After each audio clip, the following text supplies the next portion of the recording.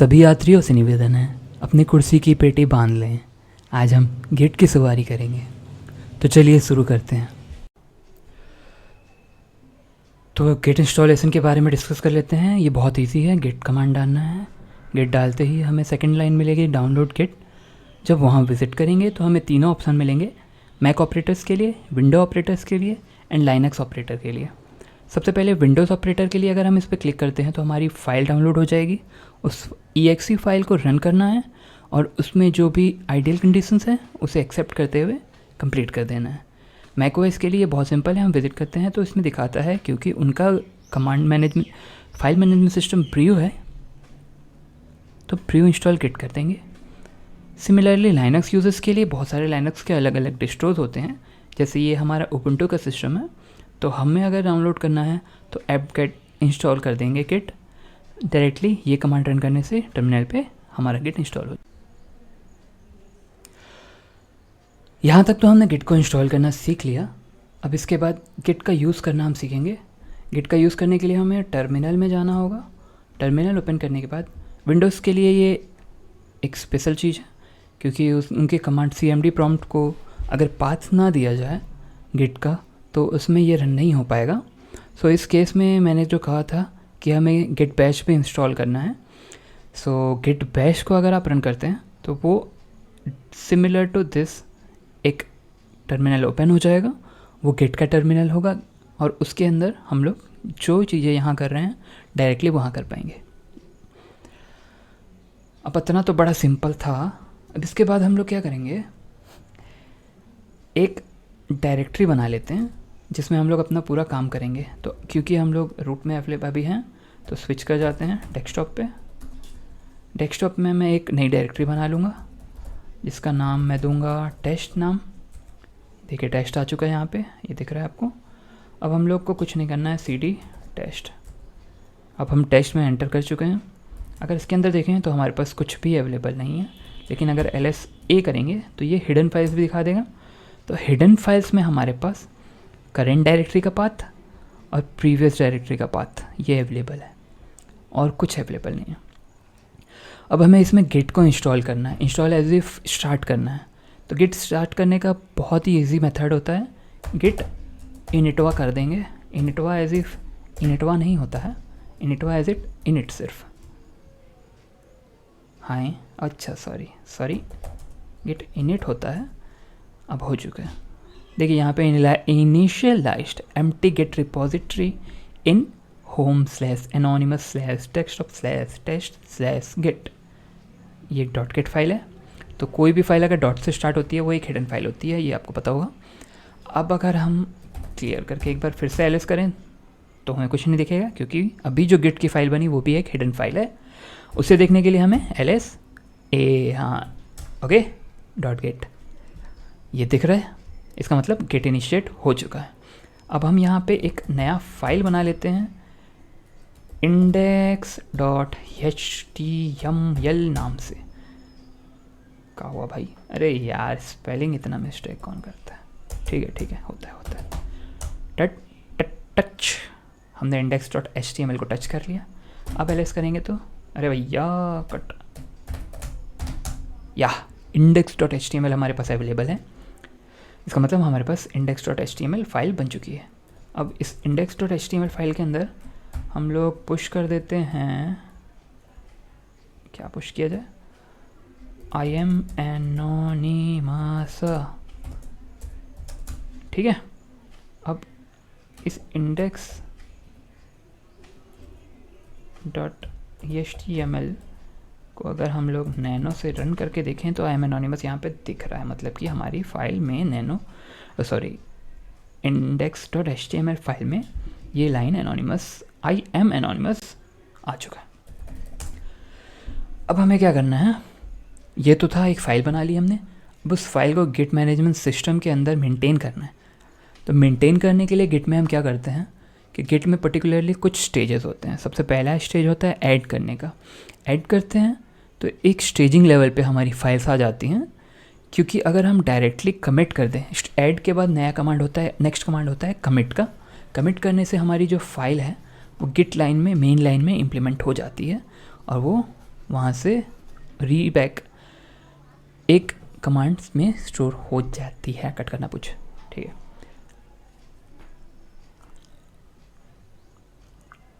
हाँ, gate add के बारे में हम डिस्कस कर लेते हैं।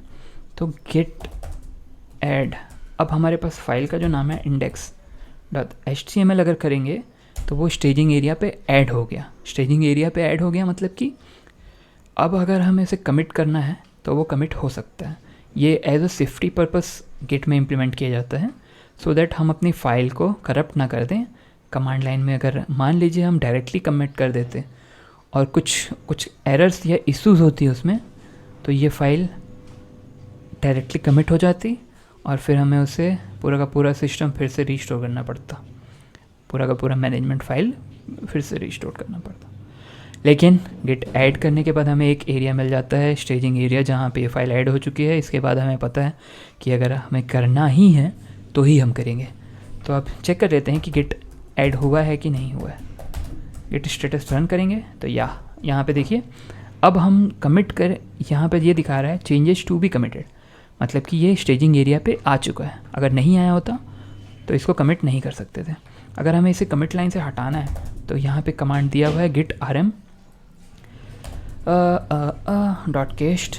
.cached मीन्स ये अभी केस्ड फाइल में सेव, केस्ड फॉर्मेट में सेव है। तो केस्ड फाइल से रिकर्सिवली रिमूव कर देंगे हम उस फाइल को जिसका नाम है index.html। यहाँ पे दिखा दिया rm मीन्स रिमूव्ड index.html। अगर हम एलएस करेंगे तो index.html तो अभी भी वही है, लेकिन वो स्टेजिंग एरिया से हटा दिया गया है। गेट स्टेटस से चेक होता है स्टेजिंग एरिया पे है कि नहीं। तो देख सकते हैं यहाँ पे रेड में है। तो अनट्रैक्ड फाइल वो फाइल होती है जो हमारे फोल्डर में तो है लेकिन हम उसे स्टेजिंग एरिया पे नहीं डालें। आई गेस आप लोगों को अब समझ आ रहा होगा ये। तो हम इसे फिर से गेट ऐड करते हैं। इस समय हम डालेंगे डॉट डालने का ये यूज़ होता है कि हम मोर देन वन फाइल है अगर हमारे पास, तो हम हर एक फाइल का नाम मेंशन ना करते हुए उन सारी फाइल को ऐड कर देंगे। अब एंटर किए, अब गिट स्टेटस करेंगे तो फिर से वो ग्रीन हो गया होगा और कमिट में दिखाएगा। अब हमें नेक्स्ट क्या करना है, गिट कमिट। गिट कमिट क्या करता है कि जो भी हमारे स्टेज्ड एरिया पे फाइल्स हैं उसको कमिट करने के लिए आगे एग्जीक्यूट करवा देता है। कमिट मतलब वो मेन लाइन में वो सारी फाइल्स अब ऐड हो जाएंगे। लेकिन इसके साथ हमें एक मैसेज भी देना होता है, क्योंकि इनिशियली ये सारे यूज़र्स में विम रन होता है और विम बहुत लोगों को यूज़ करने नहीं आता है, इसलिए हम -m कमांड डालेंगे इसके साथ में। तो -m जो है वो क्या करेगा कि हमारा जो भी मैसेज है हमें विम ओपन करके उसमें टाइप करने की ज़रूरत नहीं, हम यहीं पे डायरेक्टली टाइप कर लेंगे, लाइक फर्स्ट कमिट। ये आइडियल कंडीशन में इसमें अपना नाम भी दे देना चाहिए, माई नेम इज़ एनोनिमस। या तो अब ये हो गया कि फर्स्ट कमिट जो है ये मैंने किया है, एनोनिमस नाम है, और अब ये कमिटमेंट हो गया। गिट स्टेटस में अगर अब देखेंगे तो हमारे पास कुछ भी नहीं है, क्योंकि सारा कमिटमेंट हो चुका है। समझ गए?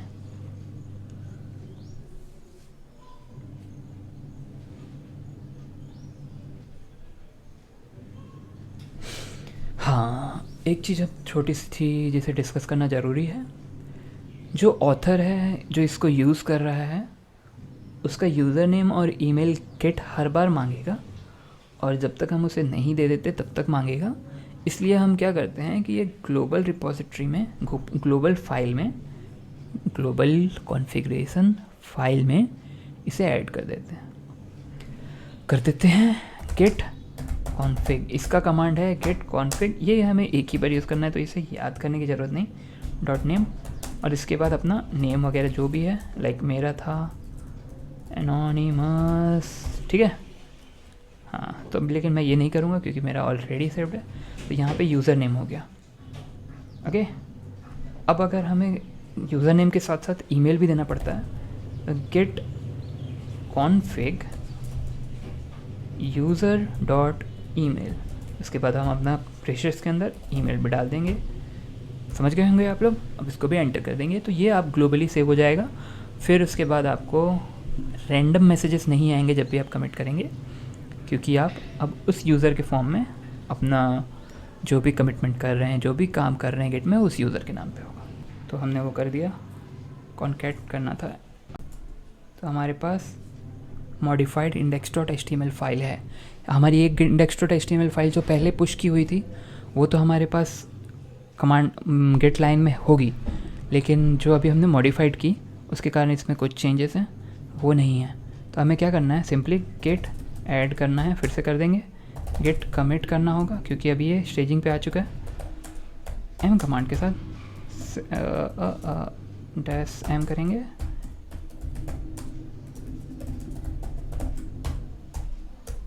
ठीक है। अब सेकंड कमिट भी हो गया।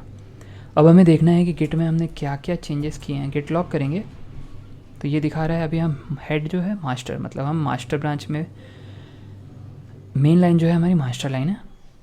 ये कमिटमेंट है। ऑथर है एनोनिमस, जिसका ईमेल एड्रेस है लर्निंग, ये मैं नहीं बताऊंगा, ठीक है चलिए। डेट और उसके बाद सेकंड कमिट, ये सेकंड कमिट, और ये चीज़ है कि जो मोस्ट रिसेंट कमिट होगा वो सबसे ऊपर आएगा।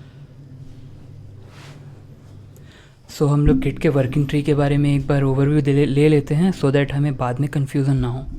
सबसे पहले वर्किंग डायरेक्टरी। वर्किंग डायरेक्टरी वो डायरेक्टरी होती है जिसमें हम काम कर रहे हैं।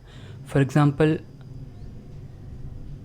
अरे यार एक सेकेंड, हाँ, ये टेस्ट फाइल जो है ये मैंने एक सैम्पल फाइल बनाई है। इस सैम्पल फाइल के अंदर मेरी गेट इनिशिएटेड होगा, मतलब कि गेट लाइन इसमें चालू कर दी है मैंने, और इसके बाद कुछ भी कमांड्स मैं इसके अंदर करूँगा तो वो गेट में एग्जीक्यूट होंगी, क्योंकि मैंने गेट रन कर चुका है, गेट इनिशिएट कर दिया है इसमें।